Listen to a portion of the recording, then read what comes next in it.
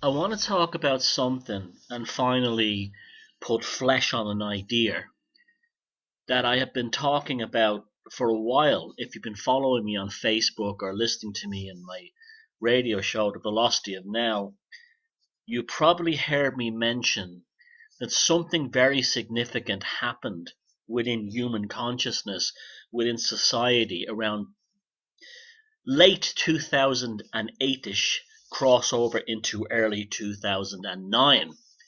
Now, there's a video on my YouTube channel for a long while back where I pointed out in the Google Trends, which actually shows you the keywords that people type into computers or into the internet to find topical information, and people started Googling sociopaths, psychopaths, narcissists in very large numbers for some reason in late 2008. And the trend has been going up and up and up and up and up ever since. I started working on my first book at that time, Puzzling People, and I just decided out of the blue it was time to start writing about my experiences on Wall Street and all my years of reading about serial killers and so on, and it just culminated from that point on.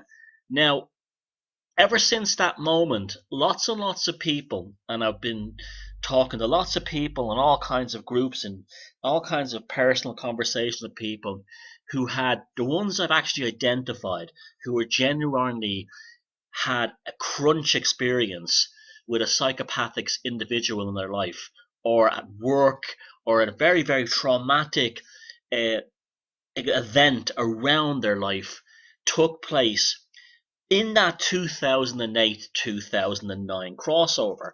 And that's what it really began. The genesis of this concept I'm putting out there now really began with that Google Trends thing. I just was interested in seeing when people start, if there was an actual growth in people interested in the subject of psychopathy and so on. And also, then later on, when I got the book out and started making the Labyrinth of the Psychopath videos, talking to people about their experiences and so on.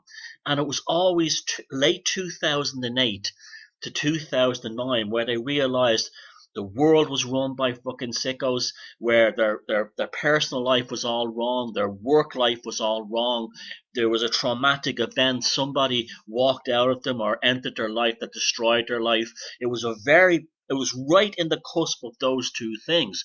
And that's what really set me off on this idea. But it was never something I'd actually put flesh on the bones until about a year ago. And I thought I knew a lot about the occult and I knew a lot about, esoteric sciences and so on, until someone had mentioned to me that through myself looking at this weird druidic kind of Freemasonic order that Winston Churchill was involved with, and what they call themselves a Society of Druids today. They're not really Druids, they're a Freemasonic group.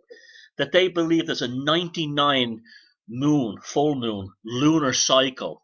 And this lunar cycle cleanses out consciousness. So, for instance, at the beginning of the 99 lunar cycle, everybody's life is shaken up in very unexpected and surprising ways.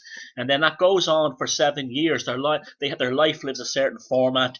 They have certain values. They think in certain ways. They believe in certain subjects. They think about certain things. And then towards the end, they start having serious reevaluations about their previous beliefs or their previous assumptions, and it starts to derail rapidly and it starts to fall apart very quickly. Now, another thing that this is interesting is that this ties in.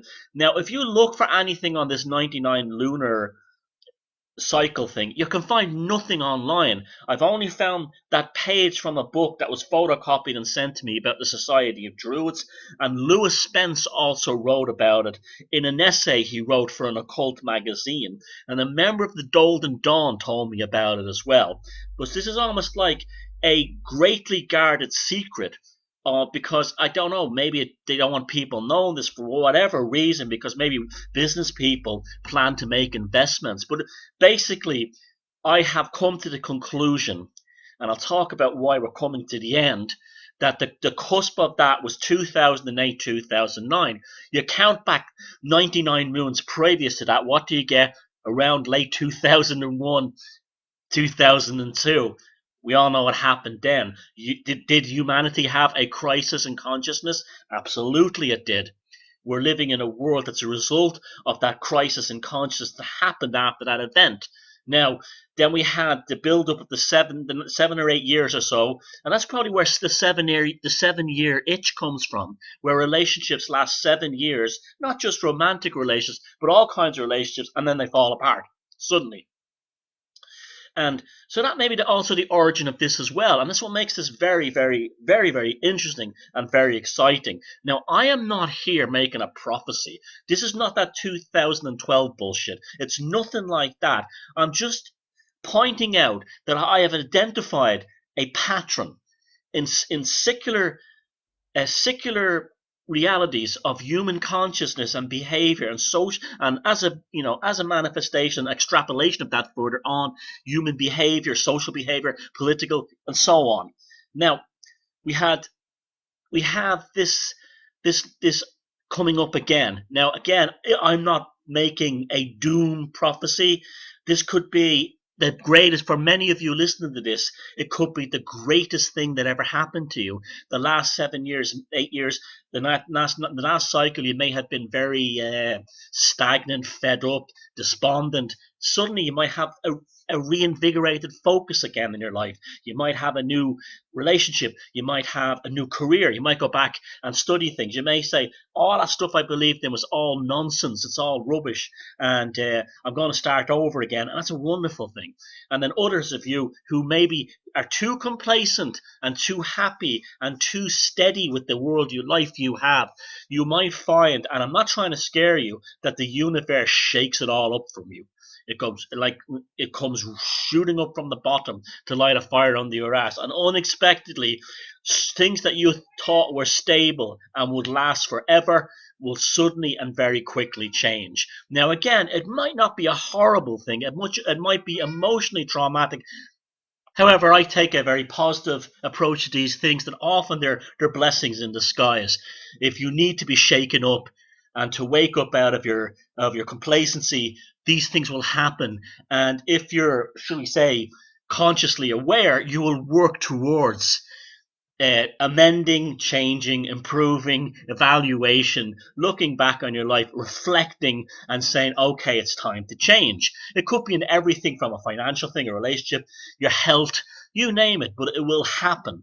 It will happen if you've had the last 7 or 8 years very cozy, you might find yourself having it shaken up. Likewise, if the last 7 or 8 years have been very frustrating and stagnating, you might find yourself suddenly with a renewed vigor, and suddenly life is interesting again.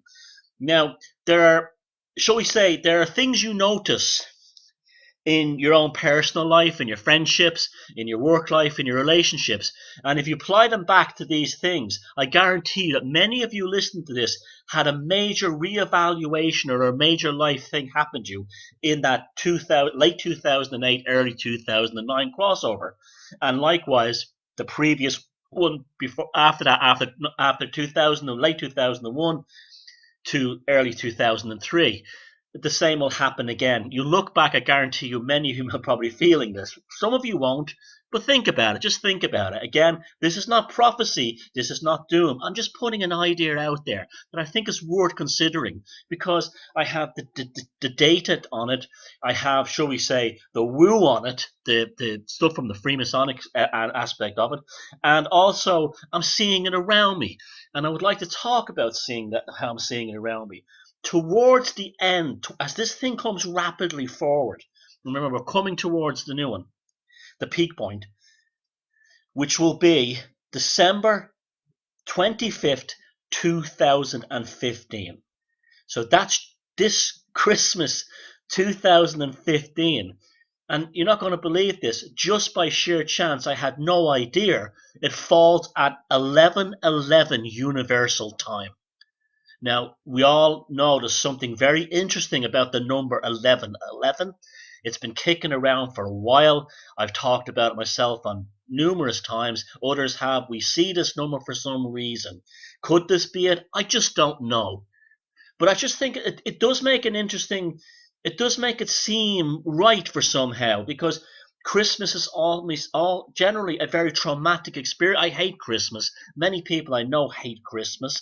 They don't like it. It often brings up old wounds and old sores and resentments, and you have to appease or be with people you don't like, and so on. Christmas is also in the northern hemisphere just a holiday that's wrong for us. We shouldn't be celebrating it. It comes from the Middle East, and it would have been a very difficult time for our ancestors to do this. Maybe there'll be a reevaluation in conscience. I don't know, but it's 25th of December 2015.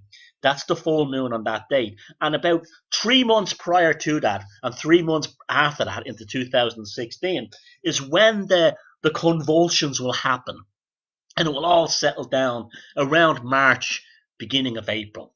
And then the new cycle begins in earnest, although the crunch point in the center is the 25th of December 2015. Again, nothing to be afraid of, nothing to be nervous about, but just watch around you. I think it's good to know these things, because if they are true, this is probably what gives the powerful people in society who join all these elite organizations like the Freemasons, like the Society of Druids, an advantage. This was a science that they actually developed, and they probably understood these cycles, and they made business investments. They changed their organizational structure. They didn't plan things based on these lunar cycles, but for whatever reason seemed to affect human consciousness. Now, how have I been noticing it starting to fall apart? Well, I can tell you one thing. In the so-called alternative scene, most people seem to have woken up or began waking up right in that 2008, 2009 cusp. Now that's all falling apart. We have people who are just vanishing out of scene. We have people who are just disappearing. We also, they're just fed up and they're moving on. Now, you even have things like, say, who was a high-profile person involved in this in Ireland at that time was Jim Core from the Chorus Band. He's now basically given up all that. That's a good thing. And he's gone back to making music with his family. That's a good thing. He's been through an experience. And that's you see the signs everywhere. The flat earth thing is probably the one that's really showing it, because it's so unbelievably ludicrous and so incredible that these people have now gone to the level where they're saying if everything is corrupt, then the earth must be flat. They've lied about that too. This is the final nervous breakdown. This is the final act before it all ends.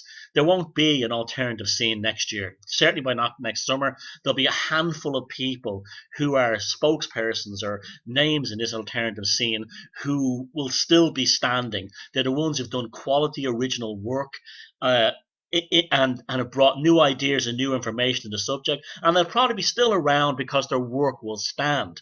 Now, another thing that's happened too is that that flat earth sort of mental, sort of like psychic breakdown is one thing. That obsession with the flat earth, that's the person going crazy before the end. Another one, before they are admitted to a hospital, or they probably just given up, and or it's like that one. It's the person who's an alcoholic and they've done something really. The bars were closed, the pub was closed, and they're putting they found themselves drinking brake fluid or Old Spice aftershave, and they saw themselves in the mirror in the bathroom drinking the aftershave, and then they realized, I'm a feckin' alcoholic. I've just got to stop this. And that's the alternative scene is in that right now with the flat earth stuff. Another thing on a more personal issue, and this is very surprising for me and sad, is that I've in the last few, I'm not kidding you, in the last 2 months, I know 5 people who've committed suicide. Either I've known them quite well, I've been involved with them, or in an extended way, I've known them. 5 people. I've only known one other person in my life prior to this who committed suicide, and this is someone I knew who was dying of AIDS, and they just didn't want to go on anymore. And when did they die? When did they kill themselves? They killed themselves in November 2001. And yet, that was the only other suicide that I knew prior to this. And I've had, including a good friend, kill themselves in suicide in recent times. This is We've also seen psychotic behavior out there. Anyone who's followed me on Facebook has seen people become people that I was nothing but ever kind and good to become absolutely disgusting and vicious towards me. This is also a manifestation of it. We've seen psychotic behavior. Only in the last few days, we've seen this amazing uh, outburst by Sinead O'Connor. I could not believe what I was reading on her Facebook page. Now, I've never really gone on with that woman. I don't really have much time for her. She is very self-absorbed and things like that. But I still feel bad for her because this has gone to a level where it's just not. There's no winners in any of this, not for her, not for her kids, and it's just tragic. And she made this high-profile thing she was going to commit suicide. This is another sign of it.